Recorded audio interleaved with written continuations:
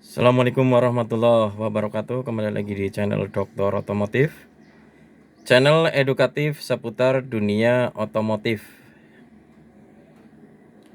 Pada kesempatan hari ini kita akan mempelajari tentang meter kombinasi, di mana pada meter kombinasi ini terdapat dua bagian penting. Yang pertama adalah meter. Meter itu adalah bagian-bagian yang ditunjukkan dengan angka, seperti ada speedometer, tachometer, odometer. Itu berarti bagian yang disebut sebagai meter. Bisa berbentuk analog yang menggunakan jarum, bisa berbentuk digital yang tersaji dalam MID atau Multi Information Display. Kemudian bagian berikutnya ada yang namanya indikator, di mana indikator ini ditunjukkan dengan warning light ya. Ada lampu peringatan, juga ada lampu yang mengindikasikan kerja suatu sistem. Oke, kita akan coba lihat meter kombinasi yang ada pada Toyota All New Vios. Kita lihat satu persatu. Yang pertama di sini. Nah, yang ini. Ini adalah yang ada angka 0, 1, 2, 3, 4, 5, 6, 7, 8. Ini adalah salah satu komponen meter yang disebut sebagai takometer, yang berfungsi untuk menunjukkan jumlah putaran daripada mesin yang sedang berputar. Angka yang ditunjukkan di sini dari 0 sampai 8 hasilnya akan dikalikan 1000 RPM atau 1000 rotasi per menit. Jadi kalau dia ada di angka 1 berarti itu pada 1000 putaran per menit putaran mesinnya. Takometer bekerja jika mesin sudah berputar. Ya, ini namanya takometer ya. Ada yang menyebutnya RPM meter, tapi di bahasa teknik ini takometer.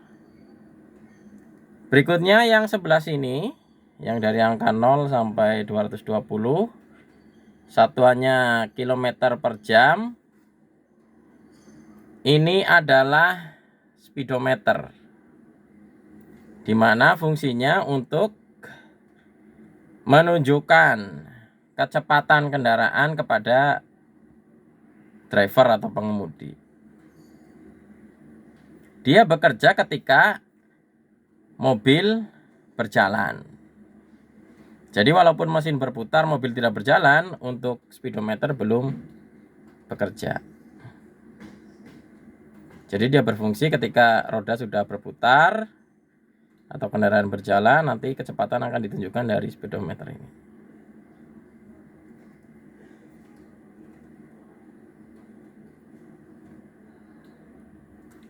Berikutnya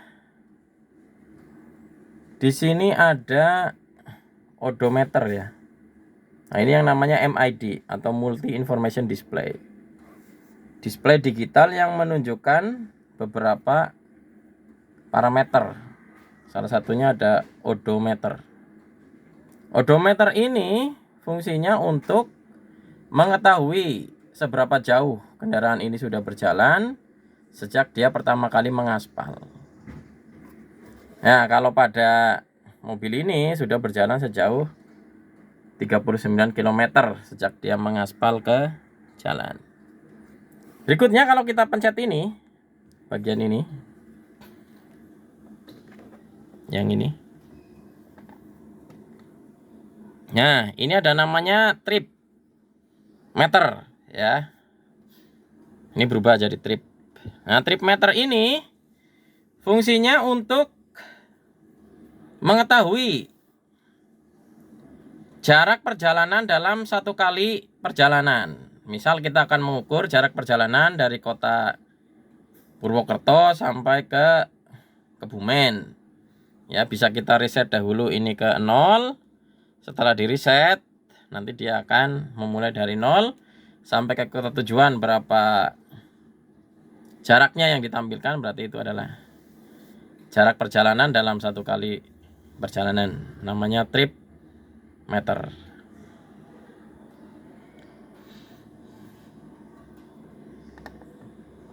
Ada trip A, ada trip B, ada odo. Nah, untuk mereset tinggal kita tahan saja ini. Tahan tombol yang ini, kita tahan, maka dia akan kembali ke 0. Trip B pun bisa kita reset ke 0. Cara meresetnya. Oke. Berikutnya ada namanya yang meter ini ya. Ini juga ada E sampai F. Ini gambar BBM, ini adalah fuel gauge. Fuel gauge atau fuel meter untuk menunjukkan jumlah bahan bakar yang ada di dalam tangki. Nah, berikutnya di MID juga ini tersedia indikator ambient temperature atau temperatur untuk mengetahui udara luar. Kemudian ini ada jam yang bisa kita setting dari sini. Ini untuk setting jam, ini untuk setting menitnya. Nah, itu beberapa meter yang ada pada kombinasi meter dari Toyota All New Vios. Berikutnya kita akan menuju ke indikator-indikator yang ada.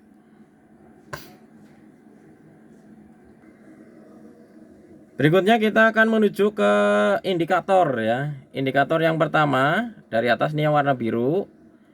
Ini adalah indikator untuk menunjukkan temperatur cairan pendingin dalam kondisi dingin. Kalau dia nyalanya warna merah, menunjukkan overheat atau temperatur dalam kondisi panas berlebih. Kalau kondisi ini overcooling, jadi kalau kita menyalakan mobil, kok lampunya masih menyala biru seperti ini kita jangan berjalan dulu karena kondisi mesin masih pemanasan atau warming up, belum mencapai temperatur kerja sekitar 90 derajat Celcius. Jadi kalau ini udah mati baru kita jalan ya, dipanasin dulu mesinnya agar kerja mesin lebih optimal, bahan bakar juga lebih efisien. Ya. Ini temperatur temperatur indikator. Cooling temperatur indikator lebih tepatnya. Cooling temperatur indikator. Karena ini indikator temperatur saat kondisi cairan pendingin masih dingin. Belum mencapai suhu kerja. Ya, kapan dia menyala? Saat mobil pertama kali dihidupkan dan temperatur masih di bawah suhu kerja antara 80 sampai 90 derajat Celcius. Masih di bawahnya. Di bawah 80 derajat Celcius. Pasti ini akan menyala karena belum mencapai suhu kerja. Cooling temperatur indikator.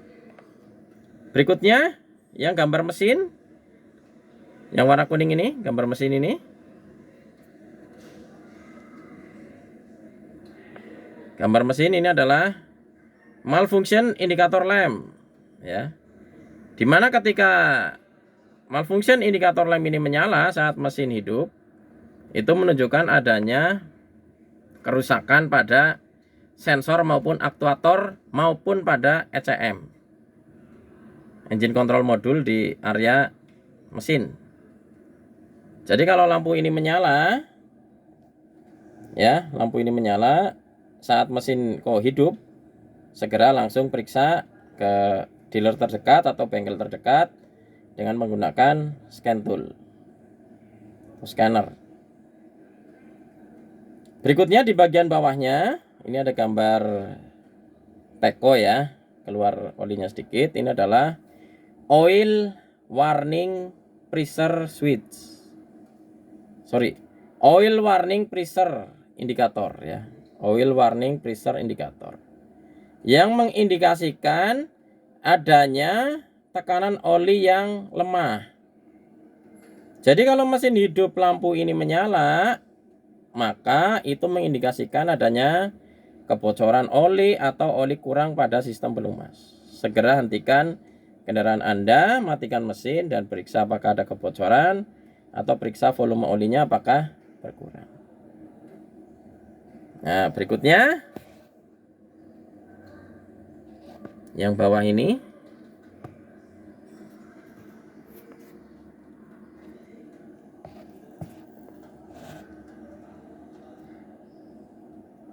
Nah, yang ini gambar mobil sedang berjalan, kemudian ada slip.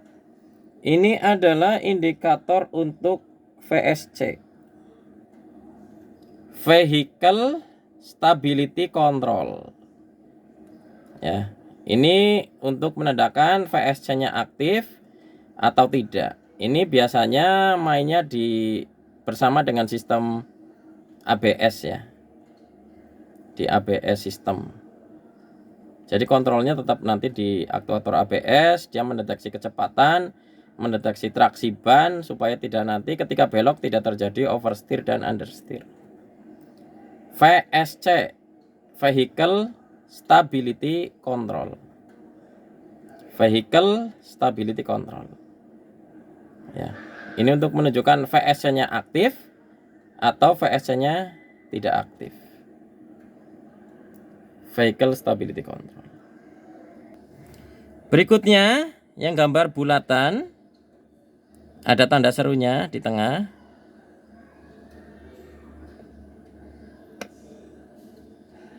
Itu adalah indikator untuk yang pertama, parking brake aktif atau rem parkir aktif, maka dia akan menyala. Yang kedua, jika mendeteksi minyak rem kurang, juga dia akan menyala. Atau pada sistem yang dilengkapi ABS, jika ABS malfunction bersamaan dengan lampu ABS, biasanya lampu indikator ini juga ikut menyala. Yang tanda bulat ada tanda pentungnya, tanda serunya itu.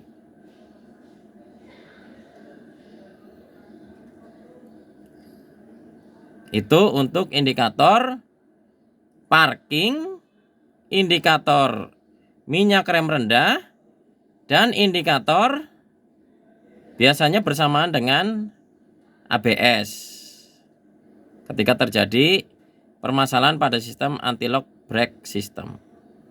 Nah, di sampingnya itu juga ada indikator khusus untuk parking brake. Jadi kalau dilengkapi seperti ini, yang tanda bulat ada tanda P-nya, itu parking brake-nya sudah terwakili oleh indikator yang ada tanda P-nya. Tetapi tidak semua mobil ada indikator yang ada tanda P-nya. Jadi ada kalanya tidak dilengkapi lampu indikator yang tidak ada yang ada P-nya itu, maka rem parkir diwakili oleh lampu indikator bulat yang ada tanda serunya. Ya, ini fungsinya sepaket ya. Satu, yang tanda P ini untuk handbrake atau parking brake aktif. Kemudian untuk yang tanda seru itu untuk minyak rem rendah, dan jika ada permasalahan pada anti-lock braking system, maka bersamaan dengan indikator ABS dia akan menyala. Oke, kita lanjut ke indikator berikutnya. Yang bagian atas ada orang, kemudian ada balon di atasnya. Itu adalah indikator untuk SRS airbag, Supplementary Restraint System airbag. Jadi airbag itu adalah suatu sistem di mana nantinya dia bekerja saat terjadi crash atau benturan baik di bagian depan, kanan atau kiri ya. Karena biasanya umumnya sensornya ada di depan, walaupun ada yang dilengkapi sensor di samping dan belakang. Jika terjadi benturan maka ada kantong udara yang akan meledak untuk melindungi pengemudi maupun penumpang dari resiko cedera yang lebih parah. SRS airbag ya, ini bagian yang atas ini. SRS airbag. Kemudian yang bawahnya itu ada tulisan di dalamnya. Tulisan ABS. Ya, ada buletan, kemudian ada di dalamnya tulisan ABS. A-nya itu anti-lock, B-nya braking, S-nya sistem. Ya, anti-lock braking system, sistem anti pengereman mengunci. Nah, jika dia nyala saat mesin hidup, itu menunjukkan adanya kerusakan baik pada sensor, aktuator, maupun dari center airbag. Intinya sistem airbagnya itu ada malfungsi. Kalau pada saat mesin hidup dia menyala. Kemudian di bawahnya yang ada tanda seru di dalam ban itu indikator tekanan ban rendah. Tire monitoring pressure indikator. Tire monitoring pressure indikator. Ya. Indikator untuk memberitahu kepada pengemudi bahwa tekanan ban rendah. Kemudian di bawahnya ada gambar dispenser bensin. Ya, itu adalah lampu untuk indikator bahan bakar di dalam tangki sudah sangat emergensi. Jadi kalau lampu indikator itu menyala saat mesin kita berjalan, saat mobil kita berjalan, menunjukkan bahwa adanya peringatan dari kendaraan bahwa bahan bakar sudah sangat emergensi, darurat. Harus segera diisi ke stasiun pengisian bahan bakar. Berikutnya ada gambar setir bulat, kemudian ada tanda pentung di sampingnya. Itu adalah indikator untuk sistem EPS, Electronic Power Steering. Karena steering ini sudah tidak menggunakan hidrolis tapi menggunakan motor, maka sistem ini sudah diatur oleh komputer EPS. Sehingga saat terjadi masalah pada EPS, indikator yang ini ya, yang ini akan menyala. Baik itu pada motor, torque sensor maupun pada sistem angle sensor pada setir. Itu juga biasanya menyala. Kemudian gambar baterai ini adalah charge warning indikator. Kalau kita saat jalan kok lampu ini nyala, itu menunjukkan bahwa sistem pengisian bermasalah. Ketika sistem pengisian bermasalah, maka tidak ada pengisian ulang atau charging dari alternator ke baterai, menyebabkan baterai ini nanti akan berkurang secara kapasitas ampernya, sehingga berpotensi nanti bisa terjadinya mogok ya. Maka ketika saat mesin hidup, kendaraan berjalan, lampu charge warning lamp ini menyala atau lampu indikator pengisian ini menyala, segera hentikan kendaraan, matikan mesin dan periksa penyebabnya, atau bawa ke bengkel terdekat. Berikutnya ini juga ada indikator P ya. P ini adalah indikator yang ada pada transmisi otomatis. Ya, jadi kalau pada posisi P dia akan menyala P, nanti pada posisi R dia akan menyala R, di posisi D dia menyala D, ya 1 atau 2. Nanti dia akan mengikuti posisi dari tuas transmisi otomatisnya, supaya pengemudi juga tahu tuas transmisi otomatisnya di posisi mana.